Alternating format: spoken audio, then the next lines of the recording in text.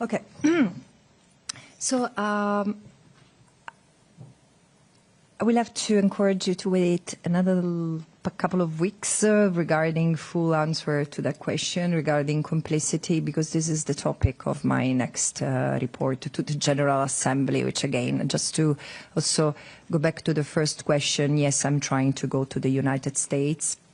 Things look not particularly promising, but this is what I should be doing. There is one fact. The United States has been for decades backing Israel and Israeli government, various subsequent Israeli government, militarily, politically, diplomatically, strategically, discursively. And however, and this is also true for the previous administration, however, with the current administration, things have passed the Rubicon. In a sense, we are really in uncharted territory, in the sense that while the military and financial support is not new, what I find somewhat having passed that breaking point is the political cover for Israel, because there is also with the attacks in the region that target also a number of states that have been seen like considered allies of the United States. There is a possible acceptance that the alliance with Israel is worth the erosion of other ties. There is a risk in this. I mean, I don't understand why people don't see the danger, the extreme danger of what is happening right now.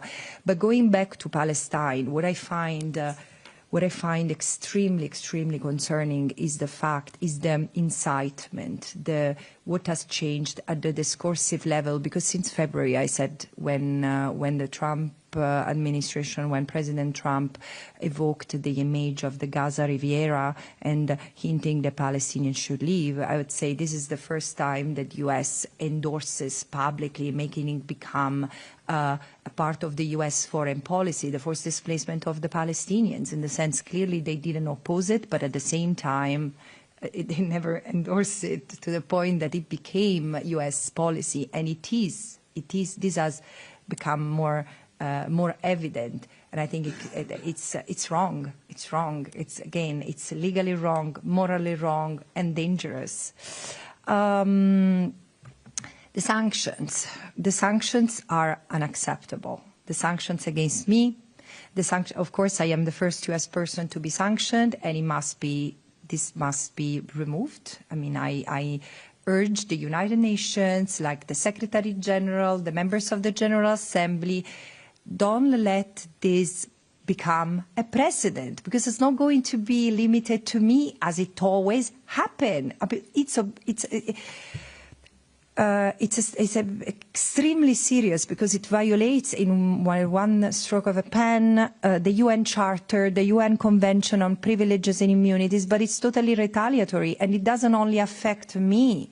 I keep on saying I have members of my own family, including my daughter, who are directly affected by these, and it's incredible the financial hurdle that this is causing to my family. Why do I have to pay with my own life? For what? For having done my job?